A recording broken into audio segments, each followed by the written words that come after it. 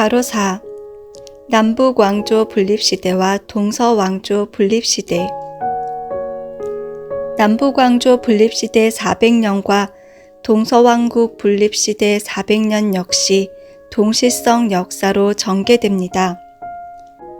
남북 왕조 분립시대에는 통일왕국 시대를 열었지만 3대 만에 분열되었습니다. 통일왕국이 가인편과 아벨편으로 쪼개진 것입니다.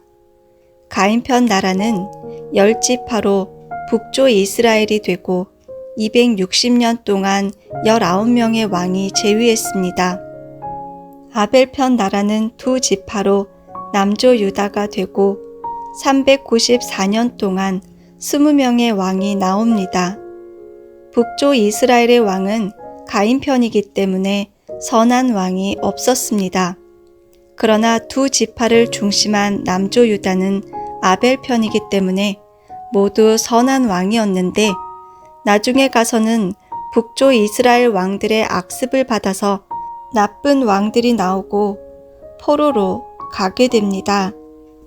북조 이스라엘은 솔로몬 왕조의 망명객이었던 여로보암이 중심이 되어 창건한 왕국입니다.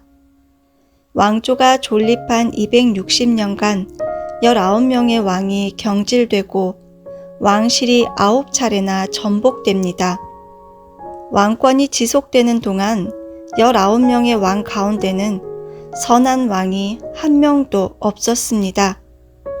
남조 유다에서 악한 왕들을 회개시키기 위해 엘리야 선지자를 파송했는데 엘리야 선지자가 갈멜산에서 바알의 선지자 450명과 아세라의 선지자 400명, 도합 850명의 선지자를 모아 제단에 송아지를 잡아서 올려놓고 누가 먼저 불을 붙이는지 대결을 벌입니다.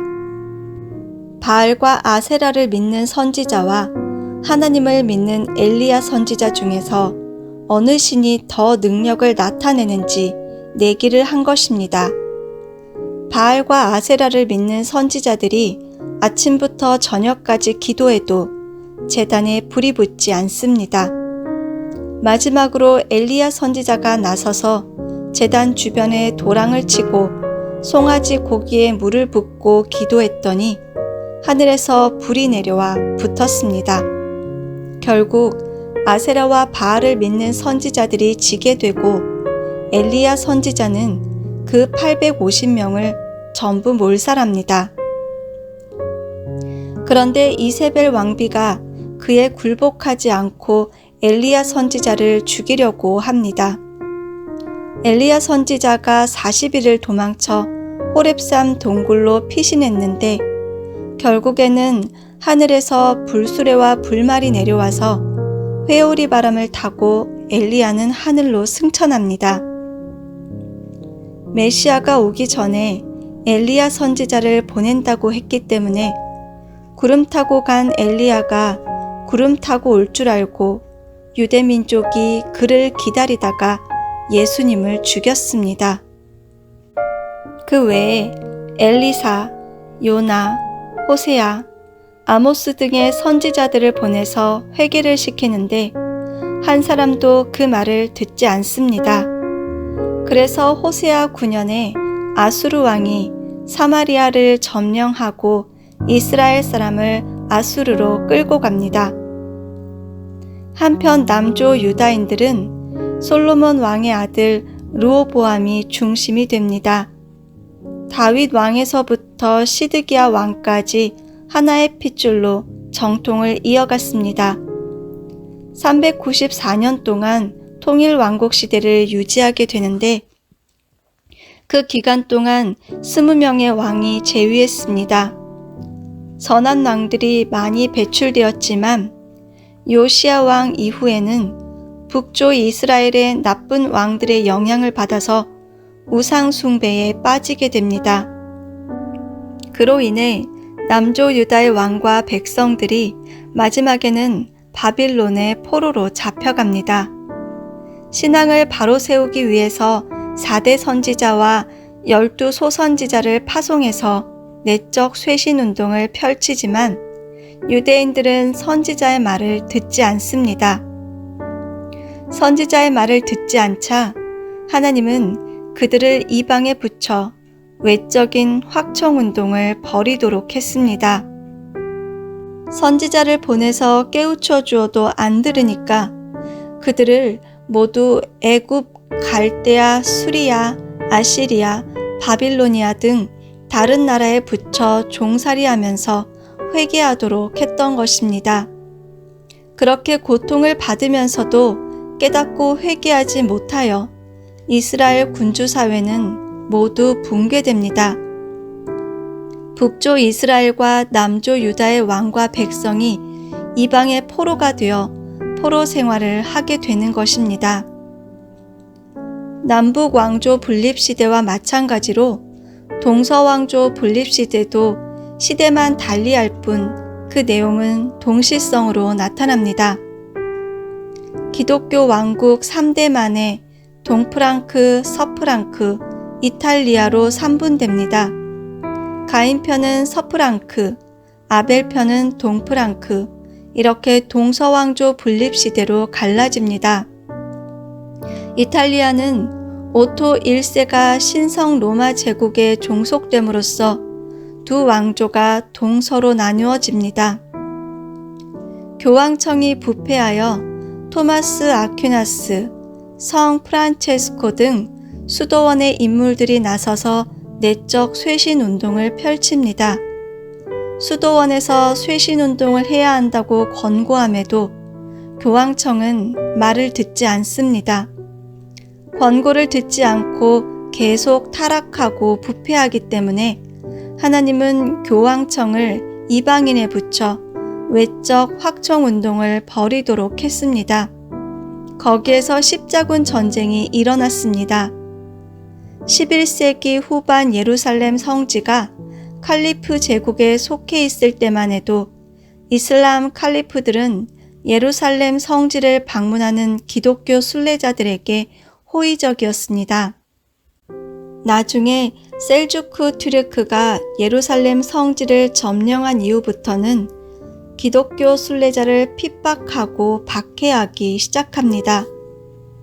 분노한 역대 교황들은 성지를 회복하려고 십자군 전쟁을 일으킵니다. 그들은 1096년에 시작해서 200년간 7번이나 원정했으나 패전을 거듭하고 한 번도 이기지 못합니다. 하나님이 원치 않는 전쟁을 하나님의 이름으로 했기 때문에 기독교 군주사회는 붕괴됩니다. 교황은 정신적 지주인데 십자군 전쟁의 실패로 권위와 신앙을 완전히 상실했습니다. 또 봉건사회를 유지했던 영주와 기사들이 십자군 전쟁에서 많이 전사했습니다. 그래서 교황은 정치적 기반을 잃어버렸습니다. 거듭된 패전으로 막대한 전비가 소모되었기 때문에 경제적 빈곤에 처하게 되었습니다.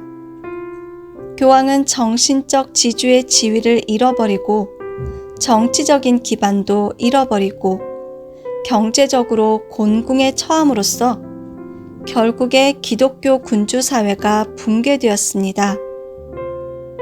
괄호 5. 유대민족 포로 및 귀환시대와 교황 포로 및 귀환시대. 유대민족 포로 및 귀환시대 210년과 교황 포로 및 귀환시대 210년도 동시성 역사로 반복됩니다. 유대민족 포로 및 귀환시대에는 여호야긴 왕과 그 백성이 바빌로니아의 느부갓네살 왕에게 잡혀가서 70년 동안 포로 생활을 했습니다. 유대민족은 바빌로니아를 멸망시킨 페르시아 왕 고레스의 조서에 의해 포로 생활에서 해방되었습니다. 그 후 유대민족은 3차에 걸쳐 예루살렘으로 귀환합니다. 포로 생활 70년 만에 귀환한 다음 140년이 걸려 210년 만에 신앙 기반을 정립합니다. 한편 교황 포로 및 귀환 시대에는 교황 클레멘스 5세가 1308년 남프랑스로 가고 1309년에 아비뇽의 거처를 정합니다.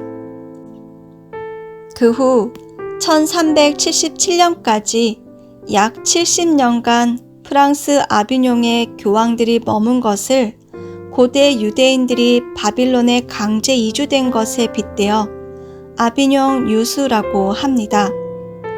교황들이 약 70년간 아비뇽에 머물면서 교체되었는데 1377년 그레고리오 11세가 로마로 귀환합니다.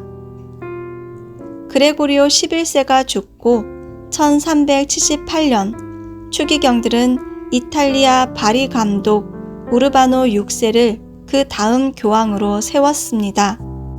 그러자 프랑스 출신 추기경들이 불만을 품고 4개월 후에 클레멘스 7세를 교황으로 선출하고 우르바노 6세와 대립하여 또 하나의 교황청을 남프랑스 아비뇽에 세웁니다. 그때부터 서방교회의 분열이 일어납니다. 이 두 교황이 문제를 일으켰기 때문에 결국 추기경들이 두 교황을 폐위하고 알렉산데르 5세를 교황으로 임명했습니다. 그런데 클레멘스 7세와 우르바노 6세 두 교황이 굴복하지 않았습니다. 교황이 셋이나 되자 감독, 대감독, 신학자들이 콘스탄츠 공의회에서 새 교황을 전부 폐위하고 마르티노 5세를 정식 교황으로 선출했습니다. 새 교황이 분열하고 대립한 문제가 비로소 정립됩니다.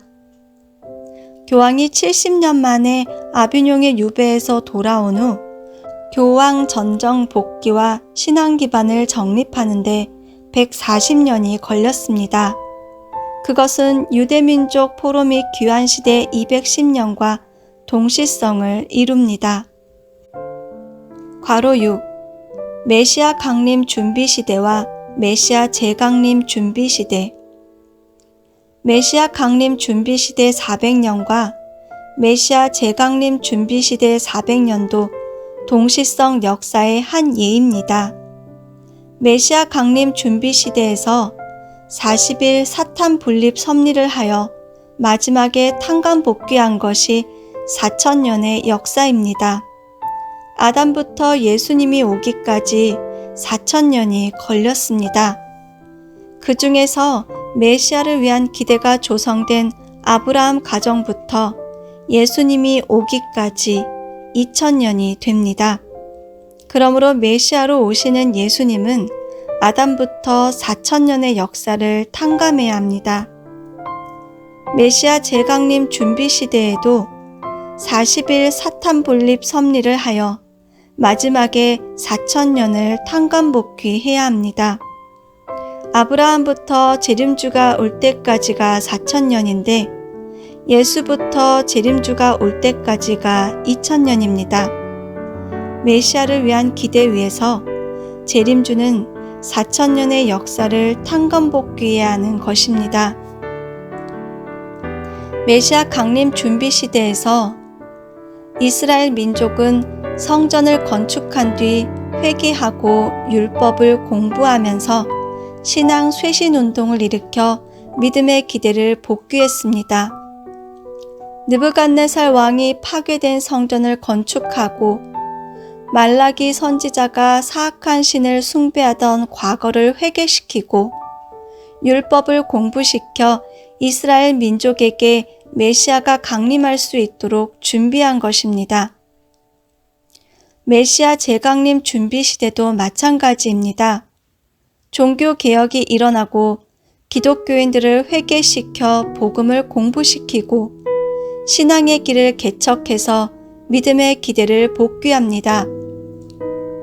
교황이 로마로 귀환한 후 중세 기독교인들은 루터를 중심으로 종교개혁 운동을 일으키고 중세 암흑시대의 신앙인들을 회개시켜서 복음의 빛을 따라 신앙 개척 운동을 벌이도록 합니다.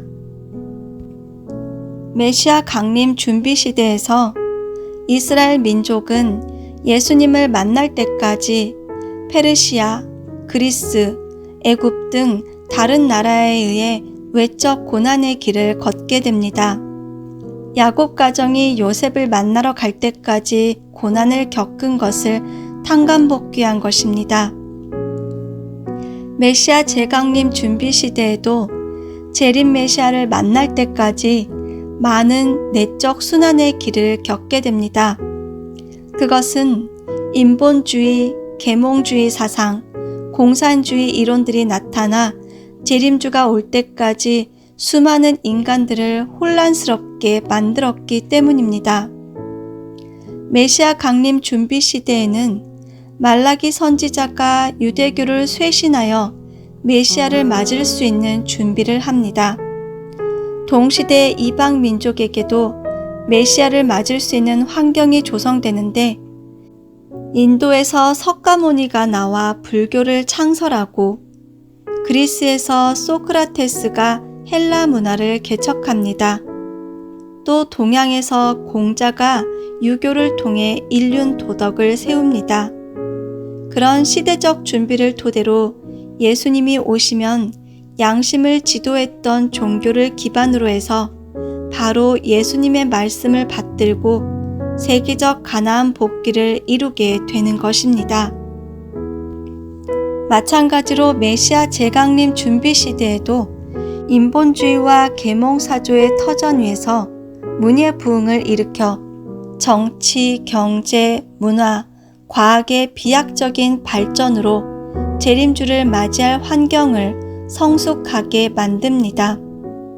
그 다음에 메시아 강림 준비 시대에는 예수님이 오셔서 이스라엘을 중심하고 로마를 통해 실체적으로 세계적 가나안 복귀를 이루려고 했듯이 메시아 재강림 준비 시대에도 재림주가 오셔서 제3 이스라엘을 중심하고 미국을 기반으로 해서 세계적으로 복귀해 가는 것입니다.